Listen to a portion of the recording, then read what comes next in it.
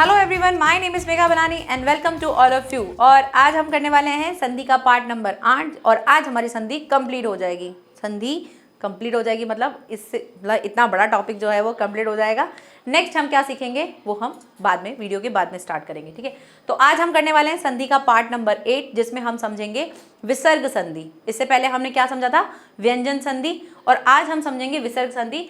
तो विसर्ग संधि की पहले परिभाषा देख लेते हैं। विसर्ग संधि होता क्या है। विसर्ग जिसको हमने अयोगवाह में 3 पार्ट हमने देखे थे, तो क्या क्या देखा था। पहले हमने समझा था अनुस्वार जिसको हमने व्यंजन संधि में बहुत अच्छे समझा था। देन हमने समझा था चंद्र बिंदु जिसको हम अनुनासिक कहते हैं। उसके बाद आता है अयोगवाह में तीसरा विसर्ग। ये विसर्ग यहाँ काम आएगा विसर्ग संधि में, यानी हर एक जो भी आपको शब्द मिलेगा उसमें विसर्ग लगा हुआ होगा और उसके अकॉर्डिंग कोई रूल्स अप्लाई होंगे। यहाँ पे भी नियम होते हैं। पहले हम परिभाषा देखते हैं। विसर्ग के साथ स्वर या फिर व्यंजन। जब स्वर की बात थी तो वहां पे सिर्फ स्वर संधि आती थी, स्वर स्वर होते थे। व्यंजन आया तो वहां पे व्यंजन स्वर दोनों का कॉम्बिनेशन था। विसर्ग में क्या होगा, स्वर या फिर व्यंजन कुछ भी आ सकता है। ध्वनियों के मेल से जो विकार उत्पन्न होगा उसको हम विसर्ग संधि कहेंगे। अब क्या होगा, अब जब भी रूल अप्लाई होंगे तो यहाँ पे कुछ शब्द होगा, यहाँ कुछ अक्षर होगा, यहाँ भी कुछ अक्षर होगा, यहाँ कोई वर्ण हो सकता है, यहाँ कोई वर्ण हो सकता है, लेकिन इस वाले के बाद क्या होगा, यहाँ पे विसर्ग होगा। तो अब जब भी कभी रूल अप्लाई होगा तो इस विसर्ग की बात करेंगे कि विसर्ग के बाद ये, विसर्ग के पहले ये। तो यहाँ पे मेन इंपॉर्टेंट खिलाड़ी कौन होंगे, हमारे विसर्ग होंगे। इससे पहले हम हमेशा वर्ण वाले में व्यंजन को देख लेते थे या फिर हम स्वर को देखते थे, लेकिन अब हमको क्या देखना होगा, विसर्ग संधि में हमेशा विसर्ग विसर्ग विसर्ग ये सारी चीजें पहले देखेंगे। विसर्ग के बाद विसर्ग का ये हो जाता है, तो विसर्ग में विसर्ग इंपॉर्टेंट है, देखेंगे। सबसे पहले हम समझते हैं इसका नियम नंबर पहला। नियम नंबर 1 क्या दे रखा है, नियम नंबर 1 दे रखा है विसर्ग का ओ हो जाना, अर्थात विसर्ग इसका क्या हो जाएगा, इसका ओ यानी कि ओ की मात्रा हो जाएगी, ठीक है। नियम समझते हैं, कंडीशन क्या होंगी, कैसे होगा विसर्ग का ओ। तो दे रखा है यदि विसर्ग के पहले अ और बाद में क्या हो, पहले तो क्या हो, अ हो, लेकिन बाद में क्या हो, अ हो सकता है। प्रत्येक वर्ग का तीसरा, चौथा, पांचवा या फिर अंतःस्थ व्यंजन या फिर ह ये हो, तो ये विसर्ग किस में चेंज हो जाता है, अपने ओ में चेंज हो जाएगा। समझते हैं परिभाषा को। आपके पास कोई शब्द है यहाँ पर, उसके बाद यहाँ पे कुछ होगा। कंडीशन क्या रखी है कि विसर्ग के पहले तो क्या हो, अ हो, यानी कोई भी शब्द जो हो वो सिंपल हो, उसमें आ की, ई की, उ की इसकी मात्राएं नहीं हो, अ हो, अ लिखा हुआ हो उसमें स्वर। और यहाँ पर विसर्ग के बाद क्या हो, यहाँ पर अ हो सकता है, किसी भी वर्ग का तीसरा, चौथा या पांचवा। फॉर एग्जाम्पल अगर क वर्ग कहा जाए तो क वर्ग का कौन कौन सा, क ख के बाद ग घ और ण ये हो सकते हैं, तीसरा, चौथा, पांचवा वर्ण हो सकता है, या फिर अंतःस्थ व्यंजन जिसको य र ल व कहते हैं, या फिर क्या हो सकता है, ह हो सकता है। अगर आपको ये दिख जाता है तो ये क्या हो जाएंगे, जो ये विसर्ग है ये परिवर्तित हो जाएगा किसमें, ओ में। एग्जाम्पल देखते हैं। दे रखा है मनः हर, ठीक है, मनः हर। विसर्ग के पहले अ है, हाँ है, क्योंकि न कैसे बना हुआ है, न और अ से। विसर्ग के बाद ह है, हाँ ह है, ये ह पूरा होगा, ठीक है। विसर्ग के बाद ह है, हाँ है। अगर ऐसा है तो क्या हो जाएगा, ये चेंज होगा अ, और ये जो विसर्ग दे रखा है ये विसर्ग चेंज हो जाएगा हमारे किस में, ओ में। अब बनाओ क्या करेंगे, म इस न से क्या बना, इस न और ह से तो बन गया ओ, तो मनो, बाकी का हर एज इट इज लिख दो। इसमें छेड़छाड़ी नहीं करेंगे क्योंकि ये ह जो है ये पूरा बना हुआ है। ये तो हमको बस देखना है कि रूल्स के अकॉर्डिंग नियम लग रहा है या नहीं लग रहा है, पहचान करने के लिए कि ओ बनाना है विसर्ग का या नहीं बनाना है।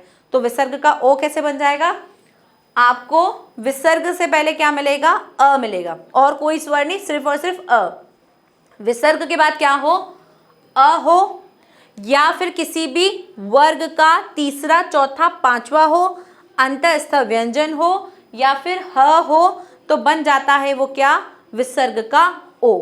और उदाहरण देखते हैं, उससे और क्लियर हो जाएगा। उदाहरण नंबर 1, तपह बल। ठीक है, तपह बल। हम अपनी कंडीशन देखते हैं, विसर्ग से पहले अ है, हाँ है, क्योंकि प कैसे बना है, प बना है प और अ से, तो ये वाली कंडीशन तो आ गई। विसर्ग से पहले अ तो है।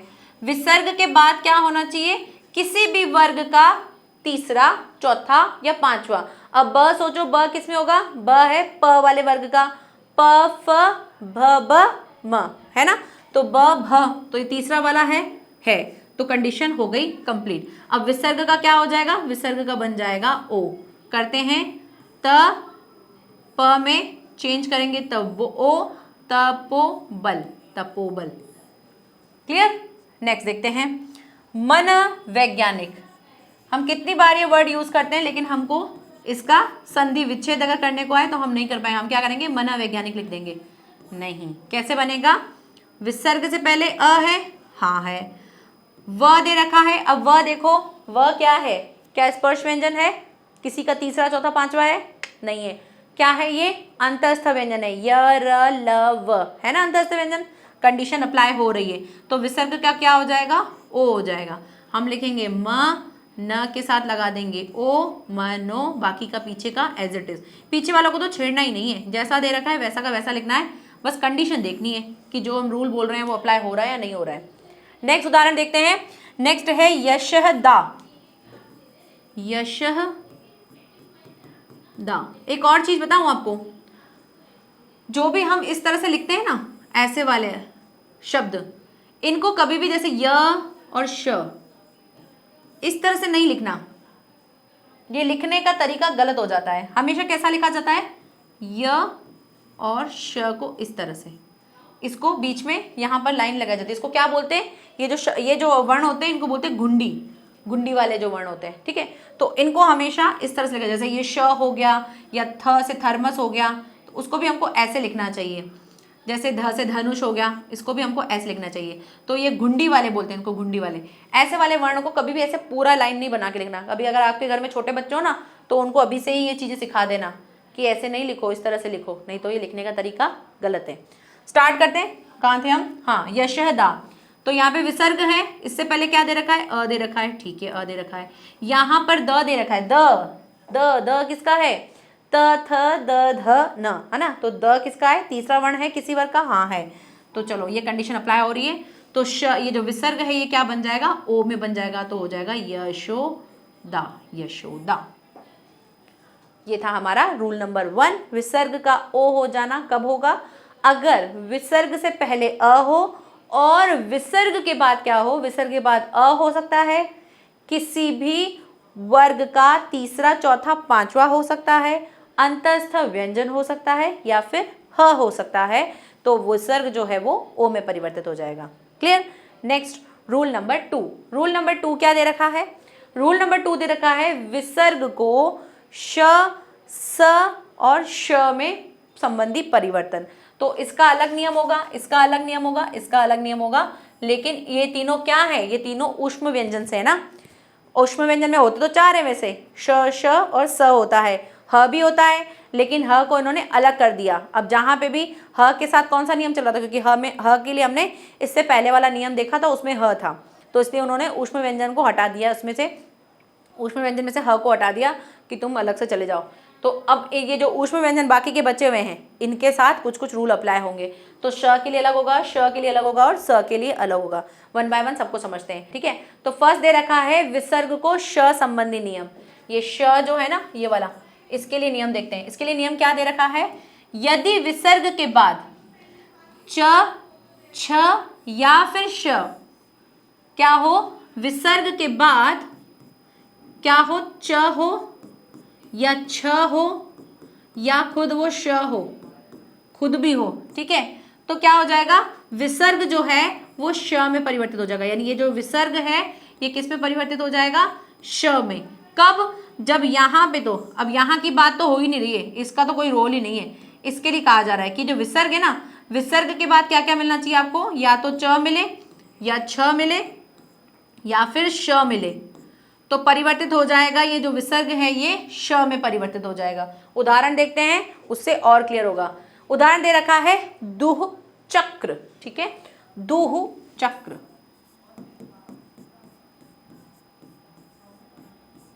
करते हैं इसको, दुह चक्र। सबसे पहले देखो विसर्ग है, इससे पहले वाला रूल हमने क्या समझा था कि यहाँ पे अ होना चाहिए, है क्या? नहीं है, इसमें तो कौन सा है? ऊ है। चलो ये वाला रूल तो अप्लाई नहीं होगा। दूसरा रूल देखा है हमने कौन सा? विसर्ग हो और विसर्ग के बाद क्या दिख रहा है? च, छ या श में से कुछ दिख रहा है? हाँ दिख रहा है, च दिख रहा है। तो ये जो विसर्ग है ये किस में परिवर्तित हो जाएगा? श में परिवर्तित हो जाएगा, बन जाएगा दुष्चक्र। ठीक है, नेक्स्ट क्या है? दुश्चिंता। दुश्चिंता, यहाँ पे अ दे रहा है, नहीं है तो रूल होगा ही नहीं। दूसरा क्या है? विसर्ग के बाद क्या है? च, छ या फिर श है? हाँ है, च है, तो बन जाएगा क्या? ये विसर्ग श में, तो दुश्चिंता, दुश्चिंता। नेक्स्ट देखते हैं, नेक्स्ट क्या है? नीचय। अब नीचय का बनाओ, नीचय का कैसे बनेगा? नीचय का बनेगा नी, तो देखो भाई इसमें विसर्ग अ दे रखा है, नहीं दे रखा है, तो रूल फर्स्ट लगेगा नहीं। च दे रखा है, हाँ दे रखा है, तो बन जाएगा विसर्ग का श, ठीक है, और बाकी का क्या हो जाएगा? निश्चय। नेक्स्ट है निश्चल। कैसे बनेगा? विसर्ग के बाद अ है, नहीं है, यहाँ पर च, छ में से कुछ है? हाँ है, छ है, तो विसर्ग के बाद क्या बन जाएगा? श हो जाएगा, निश्चल। तो रूल नंबर 2 क्या है? रूल नंबर 2 है जिसमें श संबंधी नियम, अगर विसर्ग के बाद आपको क्या दिखे? च, छ या फिर श ये दिखे तो श में परिवर्तित हो जाता है। नेक्स्ट देखते हैं श संबंधी नियम। श संबंधी नियम क्या कह रहे हैं? श संबंधी नियम कहता है कि यदि विसर्ग के बाद क, ट, ठ, प, फ इसमें से कुछ मिल जाता है तो ये क्या हो जाएगा? कोई वर्ण हो तो विसर्ग श में परिवर्तित हो जाएगा। क्या? क हो, ट वर्ग का ये दोनों हो और प वर्ग के ये दोनों हो। अब खुद से सोचो, खुद से रूल्स बनाओ कि 3 थे हमारे ऊष्म व्यंजन में, एक था श, एक था श और एक था स, ठीक है। इसके लिए रूल हमने क्या देखा था? इसके लिए रूल देखा था हमने कि च और छ यानी एक वर्ग था, उसका पहला और दूसरा इसमें काम आ गया था। नेक्स्ट श के लिए क्या कह रहे हैं? श के लिए कह रहे हैं या तो क हो या फिर ट वर्ग का पहला और दूसरा हो, ट और ठ हो, है ना, या फिर क्या हो? या फिर प और फ हो, प या फिर फ हो। तो ये भी पहला दूसरा है, ये पहला दूसरा है और ये क है, इसका दूसरा ख नहीं लिया है, ठीक है। ये हो, खुद से ही ट्रिक बना दो कि ये अगर हो तो कोई वर्ण हो तो विसर्ग क्या हो जाएगा? श में परिवर्तित हो जाएगा। विसर्ग के बाद क्या हो? अब विसर्ग के बाद आपको दिखना चाहिए या तो क या फिर ट, ठ या फिर प, फ। अगर ये दिख जाते हैं तो क्या हो जाएगा? ये श में परिवर्तित हो जाएगा। उदाहरण देखते हैं, उदाहरण नंबर 1, निहिकाम। निहिकाम कैसे? विसर्ग से पहले अ है, नहीं है, विसर्ग के बाद क्या हमको मिल रहा है? च, छ या फिर श? नहीं मिल रहा है, क्या मिल रहा है? क मिल रहा है, हाँ क मिल रहा है, ये रहा, ठीक है। तो क्या हो जाएगा? ये जो विसर्ग है ये बन जाएगा श में परिवर्तित हो जाएगा और हो जाएगा निष्काम। दूसरा उदाहरण देखते हैं, निहिफल। निहिफल इसको बनाते हैं, विसर्ग से पहले अ है, नहीं है, विसर्ग के बाद च, छ, श है, नहीं है, तो फ दे रखा है, भाई फ, रूल हो रहा है हमारा पूरा, हो जाएगा नी, ये विसर्ग बन जाएगा श और फल, निष्फल। नेक्स्ट देखते हैं, दुहकर। दुहकर विसर्ग से बाद में क्या दे रखा है? क दे रखा है, हाँ क दे रखा है, तो ये दु और इसका क्या हो जाएगा? श और कर, दुष्कर। नेक्स्ट दे रखा है दुप्रवृत्ति, इसको यहीं पे कर लेते हैं। विसर्ग दे रखा है, उसके बाद प में र लगा हुआ है, प्र बना हुआ है, यानी प तो है, बन जाएगा दुष्प्रवृत्ति, ठीक है। तो अब तक हमने कितने नियम समझ लिए? वैसे तो हमने 2 नियम समझे, एक था हमारा विसर्ग का ओ हो जाना, दूसरा हमने देखा है विसर्ग में ही कौन कौन से, एक देखा था हमने श संबंधी नियम, उसके बाद हमने श संबंधी नियम देखा। अब देखेंगे सहसंबंधी नियम, फिर बाद में समराइज भी करेंगे ताकि हमको अच्छे से समझ में आ जाए। सहसंबंधी नियम क्या है? सहसंबंधी नियम कह रहे हैं कि यदि विसर्ग के बाद, आप देखो जब भी हम बात कर रहे हैं तो विसर्ग के बाद बात कर रहे हैं ना, कि यदि विसर्ग के बाद आपको त अथवा स आता हो तो स में बदल जाता है। विसर्ग के बाद क्या दिखेगा? विसर्ग के बाद आपको या तो त दिखेगा या फिर स दिखेगा। इससे पहले जब हम श की बात कर रहे थे और श की बात कर रहे थे तो श के लिए तो क्या था? विसर्ग के बाद आपको क्या दिखता था? या तो च दिखे या छ दिखे या फिर श दिखे, तब इसमें परिवर्तित हो जाता था। इसके लिए क्या था? या तो क दिखे या फिर प दिखे, फ दिखे या फिर ट या फिर ठ दिखे, ठीक है, तब परिवर्तित हो जाता था अपने श में। लेकिन अब विसर्ग के बाद अगर आपको त और स दिखे तो परिवर्तित हो जाएगा स में। उदाहरण देखते हैं। उदाहरण नंबर 1 दे रखा है दुहतर। आपको काफी ऐसे शब्द दिखेंगे जो लगेगा अरे सेम सेम लग रहा है, लेकिन वहीं पर ही अपने आप को क्रॉस चेक करके देखना है। दुहतर, सबसे पहले देखो विसर्ग के बाद से पहले अ है, नहीं है तो पहला रूल तो वहीं पर ही डिस्क्वालीफाई हो गया ना। दूसरा देखो, अच्छा विसर्ग है लेकिन यहाँ पे देखो क्या च छ श है, नहीं है, तो सेकंड नंबर रूल भी डिस्क्वालीफाई हो गया। नेक्स्ट हमने रूल देखा था श के संबंध में कि वहां पर क्या होता है? वहां पे होता है क हो, प हो, फ हो, ट हो, ठ हो, है नहीं है, त दे रखा है, तो यहां से क्या बन जाएगा? ये दु। अब इस श की जगह क्या बन जाएगा? स और दुस्तर, ठीक है, दुस्तर। नेक्स्ट निसंदेह। निसंदेह, विसर्ग के बाद स दिख रहा है, हाँ दिख रहा है, तो बन जाएगा क्या? निसंदेह, हो जाएगा निसंदेह, ठीक है, निसंदेह। नेक्स्ट दे रखा है दुसाहस। विसर्ग के बाद क्या दिख रहा है? स दिख रहा है या त दिख रहा है? हाँ दिख रहा है, सा दिख रहा है, तो क्या बन जाएगा? दुस्साहस।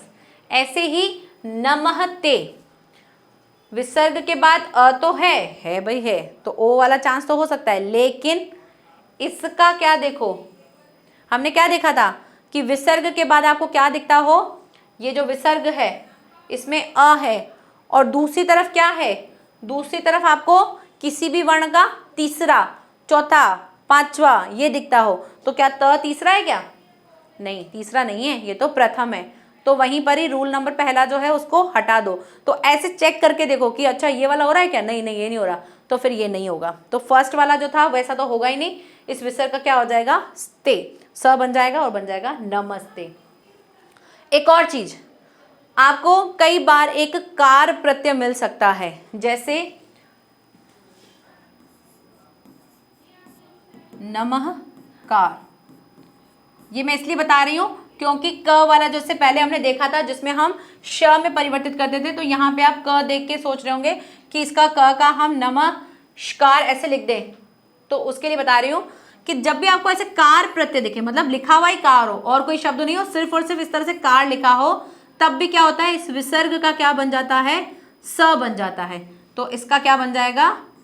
नमस्कार, ठीक है, तो नमस्कार ये हो गया हमारा विसर्ग वाला जिसमें स बनेगा, लेकिन कंडीशन क्या होगी? कंडीशन ये होगी कि आपको इस तरह से कार दिखता हो, पीछे क्या दिखे आपको? कार दिखे, तब बन जाएगा। जैसे तिरस्कार होता है तो तिरस्कार हो जाएगा, ये भी उसी में आएगा, कार प्रत्यय होना चाहिए और कुछ नहीं, कार होना चाहिए, ठीक है। तो इस तरह से करोगे तो अब आप वो उसको स में परिवर्तित कर देंगे। नेक्स्ट देखते हैं, अब ये हमारा हो गया स, तो हमने टोटल 4 रूल्स देख लिए। एक हमने देखा था विसर्ग का ओ हो जाना, दूसरा हमने श देखा था इसमें च छ या फिर श होगा, तीसरा हमने देखा था श कैसे बनेगा? क हो, ट हो, ठ हो, प हो, फ हो, तो वो परिवर्तित हो जाता है हमारे श में।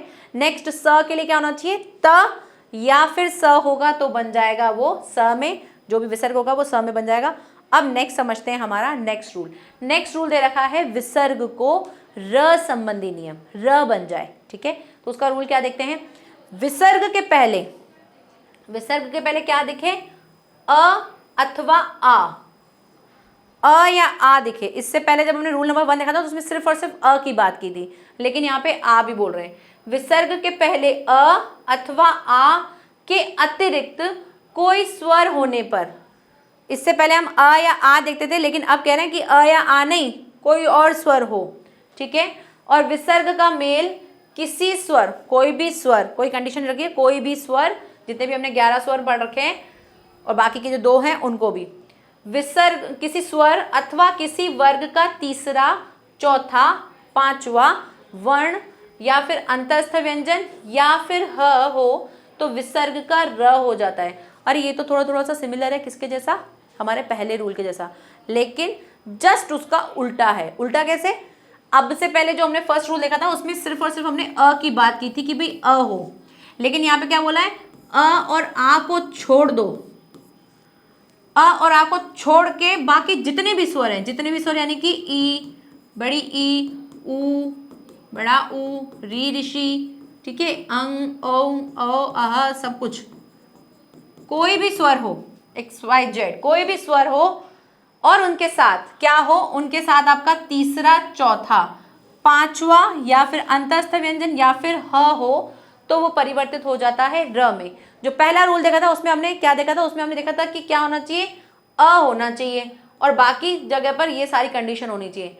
लेकिन अब इसमें क्या कहा है, ये अ तो होना ही नहीं चाहिए, साथ साथ आ भी नहीं होना चाहिए। इन दोनों को छोड़ के बाकी जितने भी स्वर हैं उनमें से कुछ भी हो जाए तो विसर्ग जो है वो किस में परिवर्तित हो जाएगा, र में। अब र तो हम ऐसे लिखते नहीं है, र कहाँ जाता है, र किसी भी वर्ण के ऊपर जाके लग जाता है, ठीक है, ऊपर या फिर नीचे। देखते हैं कैसे। उदाहरण नंबर 1, पहला उदाहरण दे रखा है, नी अथक, अर्थक सॉरी, नी अर्थक।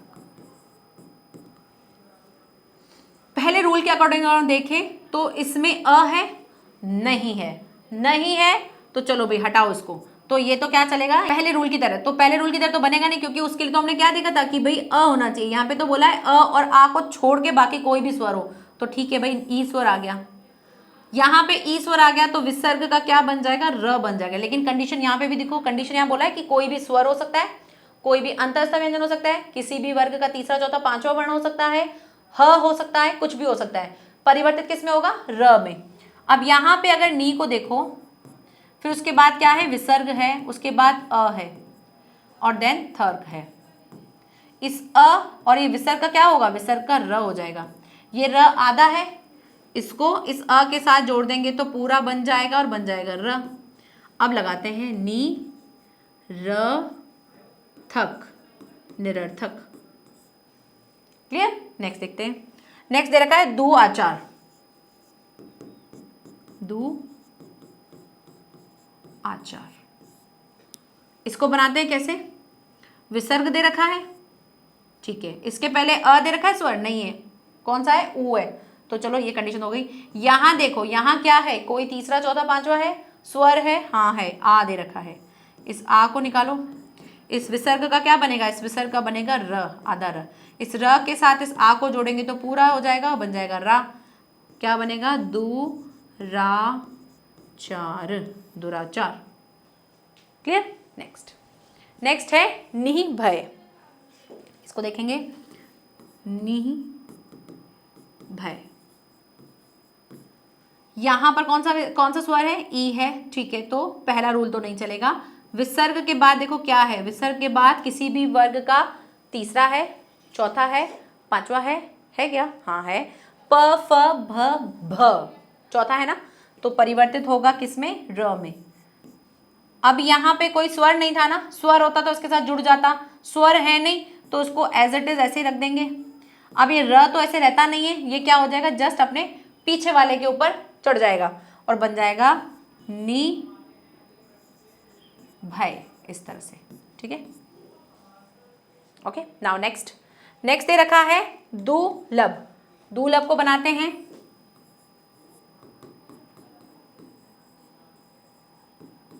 विसर्ग के बाद, विसर्ग के पहले क्या है, कोई अ है नहीं, ऊ का स्वर है, छोड़ो, तो ये फर्स्ट रूल तो लगेगा नहीं। नेक्स्ट देखते हैं, यहाँ पे स्पर्श व्यंजन है, हाँ है, नहीं स्पर्श व्यंजन नहीं है, अंतस्थ व्यंजन है, य र ल है, तो ल है तो इसलिए क्या हो जाएगा, ये विसर्ग का र बन जाएगा। अब यहाँ पे हम र बना रहे हैं, यहाँ कोई स्वर है नहीं तो इसके अंदर ऐड हो जाएगा, तो उसको छोड़ देंगे, ये इस तरह से लिख देंगे। अब र तो क्या होता है, र अकेला नहीं रहता है, आधा नहीं रहता है, वो किसी के ऊपर चढ़ जाता है, तो इसके जस्ट पीछे वाले के ऊपर चढ़ेगा तो क्या बनेगा, दु इस ल के ऊपर ये र चढ़ जाएगा और ब, कैसे पढ़ेंगे? दुर्लभ, दुर्लभ, ठीक है, दुर्लभ।